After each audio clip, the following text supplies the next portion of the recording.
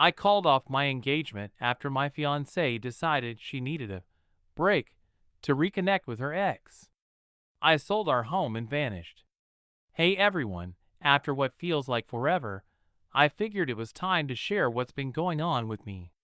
I'm 27 now, and up until recently, I thought I had my future set in stone with the woman I loved, Emma, 26. We'd been together for 4 years, and I honestly believed we were solid.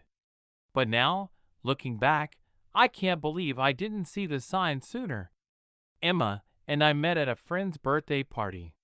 She had this sharp wit, unshakable confidence, and a direct way of speaking that I found refreshing. I had dated before, but no one ever clicked with me the way she did. Things moved fast, and after a year, we moved in together. Everything felt right. We were on the same page about our careers, marriage, and eventually starting a family. She worked as a freelance graphic designer, while I was a project manager at a tech company. Our schedules lined up perfectly. Life wasn't extravagant, but it was comfortable, and for a long time, I thought we were happy. We'd talked about marriage for a while, but it wasn't until last year that I officially proposed. Nothing elaborate, just a quiet dinner at home, just the two of us. Emma seemed overjoyed. She cried, hugged me tight, and said yes without hesitation.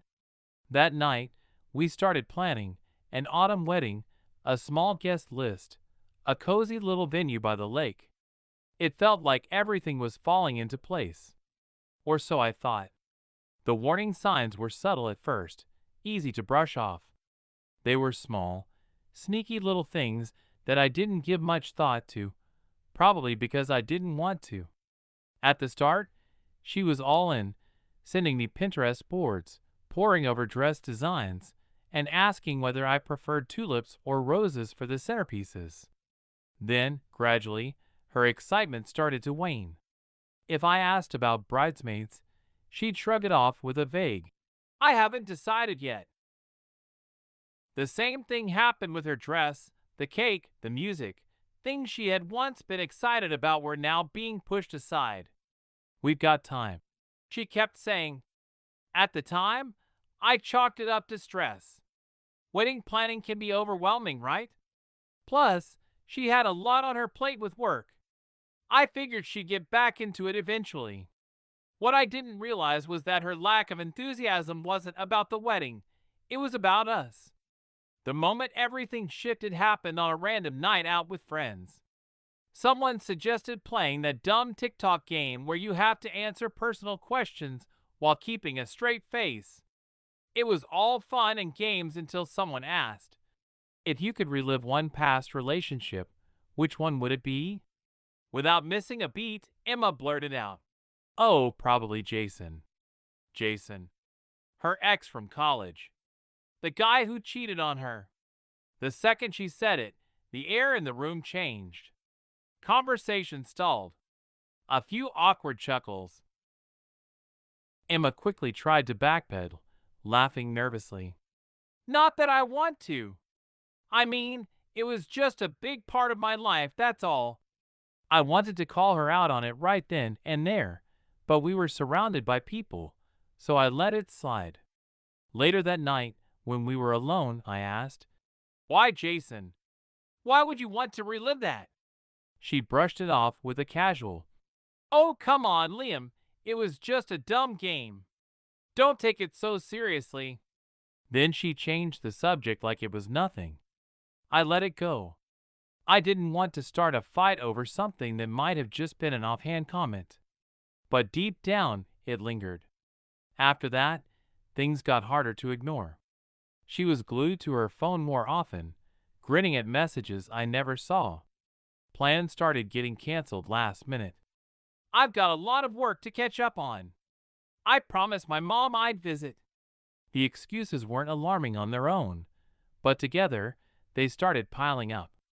It felt like I was slipping down her list of priorities. Then came the Friday night that changed everything. I got home early, looking forward to a quiet evening with Emma, maybe ordering takeout, binging a show together. But as soon as I walked in, I could tell something was off. She was sitting on the couch, laptop open, but she wasn't working. She was just staring blankly at the screen. "Hey, I'm home," I said, hoping to shake the weird vibe. She barely looked up. "You're early," she muttered, like it was a bad thing. Brushing it off, I went to the kitchen and started prepping dinner. Normally, she'd ask how my day was, tell me about hers, something. But tonight, silence. Finally, I turned to her. "Is everything okay?" She shut her laptop and looked at me. "Actually, there's something I need to talk to you about." And just like that, my stomach dropped. You know that feeling when you sense something awful is coming, but you're powerless to stop it? That was me, standing there like an idiot, gripping a spatula, waiting for the hit. I walked over and sat across from her, keeping my voice steady. "All right," I said. "What's going on?" She hesitated, like she was searching for the right words. Then, just like that, she dropped the bomb. "I've been thinking a lot about us, and about Jason." I almost laughed. "Jason? Was she serious?" "What about him?" I asked, narrowing my eyes.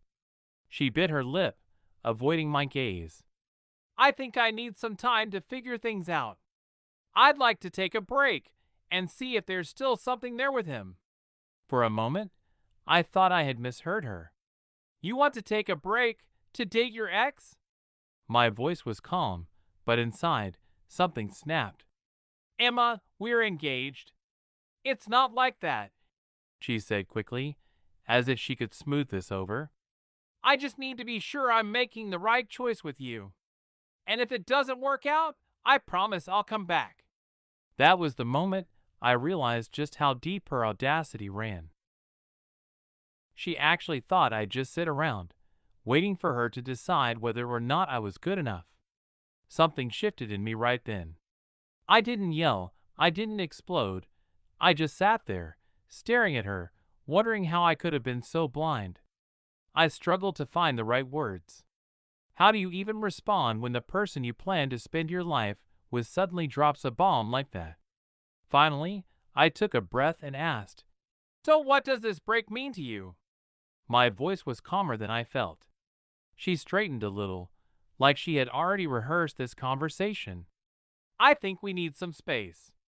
I need time to see if my feelings for Jason are real, and you should use this time to reflect on us too." I blinked, trying to process the sheer nerve of what she was saying. "Wait," I said, leaning forward. "You need to date your ex, but I need to reflect on us? How does that make any sense?" Emma sighed, like I was the one being unreasonable. "Liam, this isn't about you doing anything wrong. It's about me figuring out what I need." The way she spoke, the way she refused to meet my eyes, it was obvious she had already made up her mind. She wasn't asking for my input. She was just informing me of how things were going to be. "You know this is insane, right?" I muttered. "You don't just put your fiancé on pause while you go play what if with some guy who treated you like trash." Her face tightened. For the first time, I saw just how stubborn she could be. "I'm not asking for permission, Liam," she said. "I'm telling you what I need." That hit differently. I wasn't just hurt anymore, I was angry. I got up and started pacing, trying to keep my emotions in check. "So what's your big plan, Emma?" I asked, voice sharp. "You're just going to pack a bag and go straight to Jason's place?" "No," she insisted. "It's not like that. I don't know what it looks like yet, but I need clarity before we move forward." I let out a hollow laugh. "Clarity? And what about what you owe me? We're engaged, Emma. We're supposed to be building a life together. And now you're telling me you need to test drive your ex before deciding if I'm worth it? I never said you weren't good enough." She snapped, her voice rising. "But if I'm going to spend the rest of my life with you, I have to be sure. And right now, I'm not." That was it. It wasn't just about Jason, it was about me. After 4 years together, after everything we'd planned, she still wasn't sure. And that told me everything I needed to know. I stopped pacing and looked at her, really looked at her. You know what? I said, my tone flat. Sure, take your break. She blinked, caught off guard by how easily I agreed. Liam, I'm not trying to hurt you. I need space to figure things out. I nodded, keeping my expression unreadable. All right, if that's what you need. She hesitated, as if expecting me to fight for her. When I didn't, she stood up, grabbed her laptop, and murmured, I'll stay at my mom's for a while. This isn't forever. We'll talk once I've had some time. Okay, I said simply. She looked at me like she wasn't sure how to respond, then disappeared into the bedroom. I heard her shuffling around, tossing things into a bag. I stayed seated on the couch, calm on the outside, but inside, my mind was already working. If she wanted a break, she could have it. A few minutes later, I heard the front door shut. She was gone. Maybe she thought I'd be sitting here, waiting, heartbroken, wondering what she was doing. She had no idea. I wasn't going to sit around and wait for her to make up her mind. She could chase whatever fantasy she wanted. But I had my own plans now. I wasted no time putting things into motion. First thing I did? I called my best friend, Jake. We've been tight since college, and if there's one person who won't sugarcoat things, it's him. When I told him what happened, he didn't hold back. Noah showed up with a pizza, and we spent the entire night plotting my next move. Dude, you realize she's going to come crawling back once things don't work out with Jason, right? He said between bites. Of course, he was right. The more we talked, the clearer it became. I needed to be proactive. This wasn't about revenge. It was about taking back control of my life. First on my list, the house. Emma loved to act like it was our home, always talking about the curtains she picked out and the paint colors she chose. But the reality? The mortgage was in my name. She seemed to forget that little detail. So, first thing Monday morning, I called a realtor. She came by, assessed the place, and we decided to put it on the market immediately. The housing market in our area was hot, and we already had several interested buyers. Emma had no idea. She probably assumed I was sitting around in our home, waiting for her to figure out her feelings. Next, I started scrubbing her out of my life, piece by piece. The live laugh, love sign she insisted on hanging? Gone. The decorative throw pillow she had to have? Donated. Her clothes and personal belongings that she left behind? Boxed up. But I didn't just pack up her stuff and drop it off at her mom's like some sad, heartbroken ex. No. I hired a moving company. They delivered every last bit of her belongings straight to her mother's doorstep with a short, direct note. Here's your stuff. Good luck with Jason. Some might call that petty. I call it efficient. She wanted space. Now she had plenty of it. Then came the real fun, watching the story unfold in our social circles. Mutual friends started reaching out, asking questions. But I didn't play the victim, and I didn't trash her. I just told the truth. Emma decided she needed to revisit things with her ex before committing to marriage. I decided I deserved better than being someone's backup plan. The reaction was fascinating. No drama, no accusations, just cold, hard facts. And when you stick to the truth, the narrative shifts fast. Meanwhile, I had other moves in motion.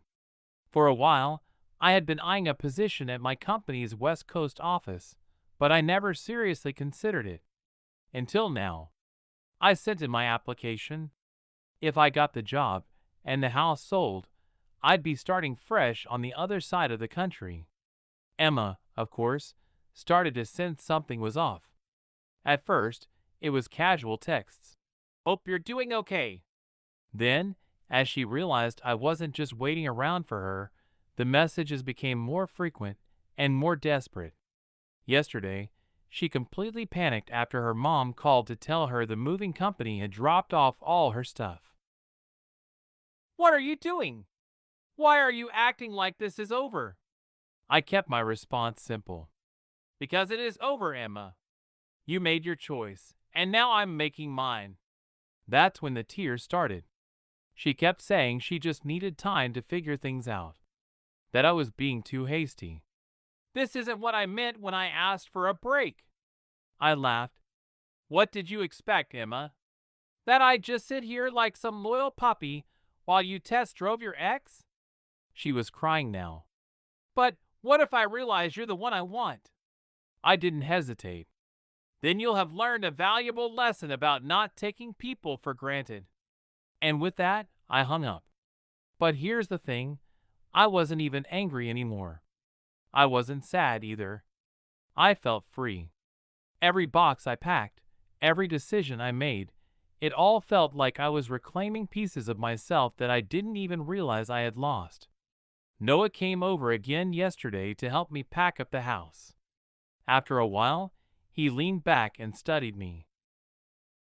You seem different, he said. More focused. He was right. I was different. When Emma first told me she wanted to explore things with Jason, it felt like my whole world was collapsing. But now, I saw it for what it really was. It wasn't my world falling apart. It was just the illusion I had been living and finally crumbling away. I've got more plans in the works, but I'll save those for later. For now, I'll just say this. Sometimes the best way to respond to someone treating you like an option is to remove yourself from their list entirely. And something tells me Emma's little break isn't going to go quite the way she expected. The last few days have been eventful, to say the least. Remember how I applied for that West Coast position? Well, I got it. The timing couldn't have been better. The house is already under contract, and we're set to close next month. But that's not even the best part. Through mutual friends, I found out how Emma's grand reunion with Jason was going. Spoiler, not great. Turns out, for years hadn't magically turned Jason into a better man. He was still the same lying, cheating jerk she had broken up with in college. And Emma? She was learning that the hard way. But instead of admitting she had made a colossal mistake, she tried to spin the story on social media, posting vague, inspirational quotes about finding yourself and following your heart. So I decided to play the same game. With a twist. I made one simple post. Excited to announce I've accepted a position in San Francisco. Sometimes when one door closes, better ones open. Looking forward to this new chapter. And that was it. No drama. No long-winded explanations. Just facts. The reactions were priceless. People flooded the comments with congratulations. Some messaged me, asking about the move. And of course, everyone wanted to know about Emma. I kept my responses short and honest. We're no longer together. She wanted to explore other options, so I'm exploring mine too. And just like that, the narrative shifted again. As time went on, it became clear that people were paying attention to how I was handling the situation. While Emma posted vague, cryptic relationship quotes about personal growth and finding yourself, I simply lived my life. And people noticed. Then came the professional fallout. Emma's freelance design work was heavily reliant on networking and referrals. One day, I got a call from Sarah, a mutual acquaintance in the tech industry who had referred many clients to Emma in the past. Over coffee, she got straight to the point. I need to know what really happened, she said. Emma's telling everyone that you two are on a temporary break for personal growth, but something feels off. I didn't even have to say much. I just showed her the message Emma had sent about wanting to date Jason. The look on Sarah's face said it all. She didn't buy Emma's story. By the end of the week, word had spread. Multiple clients decided to push back their projects with Emma, not because I badmouthed her, but because, honestly, who wants to work with someone who treats commitment so casually? Emma felt the shift immediately. Her texts became more frequent, then more frantic. Why are you telling people about Jason? You're ruining my reputation. This isn't fair. I just needed time to think. I answered just once. You got what you wanted, time and space. How I spend mine is no longer your concern. Then came the real turning point. Jason, in all his wisdom, posted a picture of them together at the exact restaurant where Emma and I had our first date. She was literally trying to recreate our history with him. The post didn't stay up long, but the damage was already done. Mutual friends saw it, and any lingering supporters of Emma's self-discovery narrative quickly lost respect for her. Even her own sister reached out to me. I'm so sorry about how she's handling this. You deserve better. The best part? I didn't have to do anything. I just lived my life honestly while Emma tried to manipulate both sides. The truth has a way of surfacing. Then, yesterday, she showed up at my office. Apparently, Jason had already started showing his true colors, flirting with other women, proving to be just as untrustworthy as he was in college. The same story, just a few years later. Tears streamed down her face. I made a huge mistake, she sobbed. I was scared of commitment. I thought I needed to know if there was something better out there, but I was wrong. You're the best thing that ever happened to me. I stayed calm and looked her in the eye. No, Emma. The best thing that ever happened to me was you showing your true colors before we got married. She tried to argue. She said we could fix things, that she would go to counseling, prove she could be trusted again. I shook my head. You still don't get it, do you? I said, this isn't about Jason anymore. This is about you thinking you could keep me as a backup while you explored your options. That's not love. That's convenience. She left my office in tears. But me? I had never felt lighter. The house sale closes next week. Most of my belongings are packed. My new life in San Francisco starts in a month. Some people think I'm being too harsh. Everyone makes mistakes, they say. But this wasn't a mistake. A mistake is forgetting an anniversary. A mistake is saying something hurtful in the heat of the moment. This was a choice. Emma made a conscious decision every time she texted Jason, every time she lied about where she was, every time she planned to put our relationship on hold. She didn't, accidentally, betray me. She chose to. I'll share one last update after the move, but for now, I'll leave you with this. Sometimes the best revenge isn't getting even, it's getting better. And that's exactly what I'm doing. First, I want to thank everyone who followed my journey. This will be my last update, and I have some interesting developments to share. San Francisco is everything I hoped it would be. My new apartment has an incredible view of the bay. The tech scene here is dynamic and filled with opportunities. My new team is fantastic, motivated, innovative, and best of all, completely drama-free. But before I dive into my new life, let's wrap up the final chapter of the old one. The house sale? It went through without a hitch, and for more than the asking price. Emma found out through mutual friends. At first, she didn't believe it. She actually drove by to see for herself. When she saw the new owners moving in, reality finally hit her.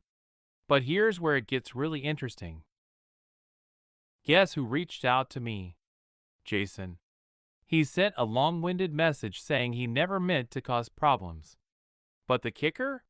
He revealed that Emma had been reaching out to him for months, long before she even asked for a break. She had been laying the groundwork for her backup plan all along. The irony? Jason ended things with her. His reasoning? If she could do this to you, she could do it to anyone. Emma's professional downfall was just as brutal. Remember all those clients she had lined up? Most of them found new designers. Not because I said a word, just because word spreads. One of her biggest clients even called me. We heard what happened with the engagement. We're looking for a designer who can commit to long-term projects. Do you know anyone reliable? I referred them to a talented acquaintance. She got the contract. Karma. Meanwhile, Emma's social media meltdown was something to behold. First, the heartbroken quotes about losing your soulmate. Then, the angry rants about toxic people who can't handle growth. Finally, the desperate attempt to prove she was thriving. She announced she was starting her own design firm. 3 days later, she was sending out job applications. Last week, her sister reached out again. Emma's staying at our parents' place. She says she needs time to heal from the breakup. Then she added, she really thought you'd wait for her. When you sold the house and moved, it shattered her fantasy completely. The most satisfying moment?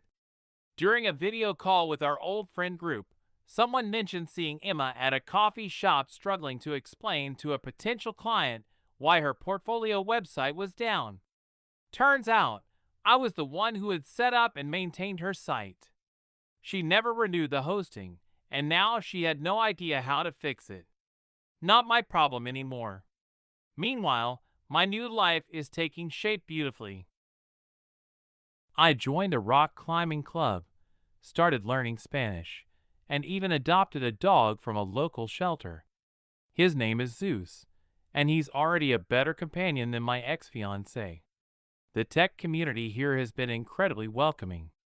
Just last week, I was invited to speak at a developer conference, an opportunity one never would have had if I stayed back home. It's amazing what you can accomplish when you're not dragging dead weight. I had one last exchange with Emma. She emailed me, asking for old photos from our shared cloud storage. I know you're trying to erase me from your life, but you can't just delete our memories. Those 4 years meant something. I responded simply, you're right. Those years taught me exactly what I don't want in a partner. Thanks for the lesson. Some people say I'm being too harsh, that I should be more understanding of her. Moment of confusion. But it wasn't a moment. It was a choice. The worst things in life sometimes lead to the best outcomes. Instead of marrying the wrong person, I'm in a beautiful city, with an incredible job, making new friends, and looking forward to the future. And I couldn't be more grateful. This chapter is officially closed. Time for the next adventure.